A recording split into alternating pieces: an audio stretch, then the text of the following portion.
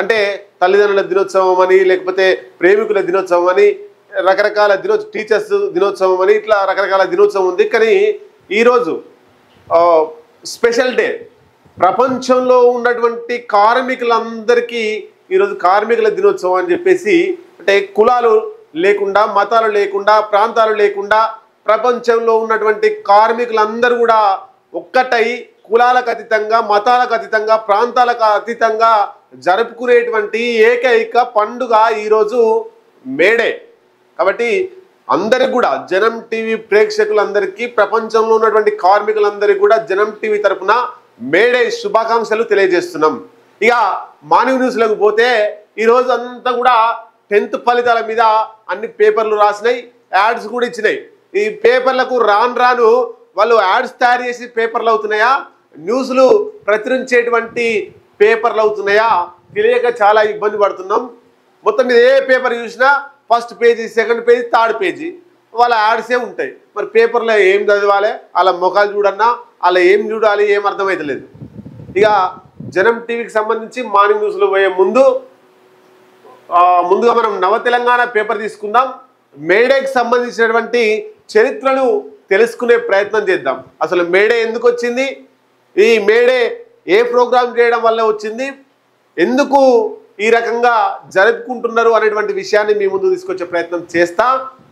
ఇక ఇక్కడ చూడొచ్చు, చూపిది మేడే కదులుతున్న చరిత్ర 100 ఏండ్లైనా ఈరోజు మే 1 వచ్చిందంటే ఎక్కడ ఉన్నటువంటి కార్మికులు అందరూ కూడా పనికి అనేటువంటిది లేకుండా ఈరోజు ఎర్ర జెండాలు ఎగిరేసి కార్మికులు వాళ్ళు పూర్తి స్థాయిలో వాళ్ళు ప్రోగ్రాం జరుపుకుంటున్నటువంటి పరిస్థితి మనం చూస్తున్నాం. ప్రపంచవ్యాప్తంగా, తెలంగాణలోనో, ఆంధ్రప్రదేశ్లోనో, భారతదేశంలోనో కాదు, ప్రపంచంలో ఉండేటువంటి కార్మికులందరూ ఈరోజు జరుపుకునేటువంటి పండుగ మేడే. మరి ఎట్లొచ్చింది ఇది ఒకసారి చూసే ప్రయత్నం చేద్దాం.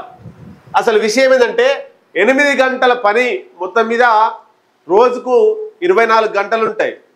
ఈ 24 గంటలలో 24 గంటలు పని చేసినా బతకలేం, 24 గంటలు పని చేయకపోయినా బతకలేం. ఈ మేడేలో 24 గంటలకు సంబంధించి 8 గంటలు మీకోసం, అంటే పని కోసం, పని చేయడం కోసం, 8 గంటలు మా కోసం, అంటే కార్మికుల కోసం. ఇక మిగిలిన 8 గంటలు కార్మికుడు విశ్రాంతి తీసుకోవడం కోసం, అంటే 8 గంటలు కుటుంబంతో ఉండడం కోసం, 8 గంటలు కంపెనీలో పనిచేయడం కోసం, 8 గంటలు తన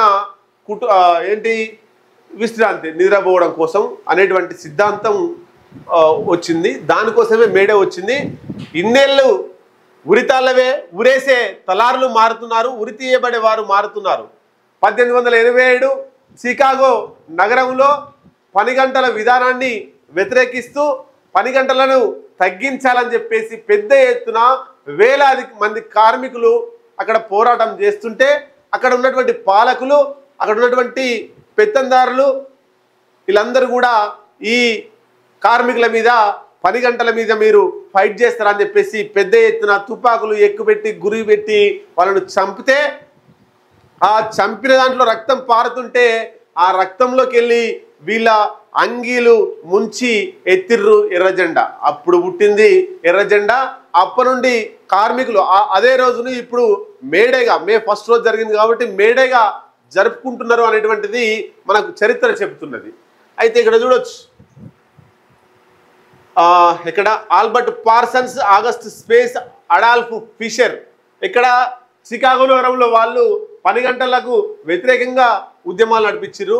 ఇండియాలోనేమో భగత్ సింగ్, రాజ్గురు, సుఖ్దేవ్ల 1931లో, తర్వాత అల్లూరి సీతారామరాజు, బిర్సా ముండాలు, చిలీలో అలెండి, కాంగోలో పాట్రిస్లు ముంబా, వీళ్ళంతా కూడా హత్య చేయబడ్డారు. ఎవరి చేత? అక్కడ ఉన్నటువంటి పాలకుల చేత. ఈ Albert Parsons, August Spies, Adolph Fischer వీళ్ళు చికాగోలో వాళ్ళు చంపబడ్డారు పాలకుల చేత. మన భారతదేశంలో రాజ్గురు, భగత్ సింగ్, సుఖ్దేవులు వీళ్ళు బ్రిటిష్ వారి చేత చంపబడ్డారు.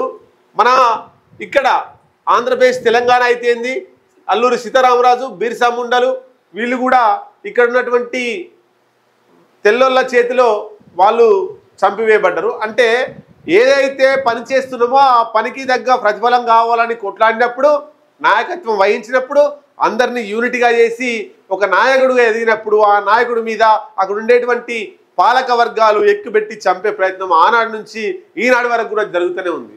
కాబట్టి ఈ 1887కు సంబంధించి మేడేకి సంబంధించి మనకున్న విషయంలో మీకు అందించే ప్రయత్నం చేసినాం.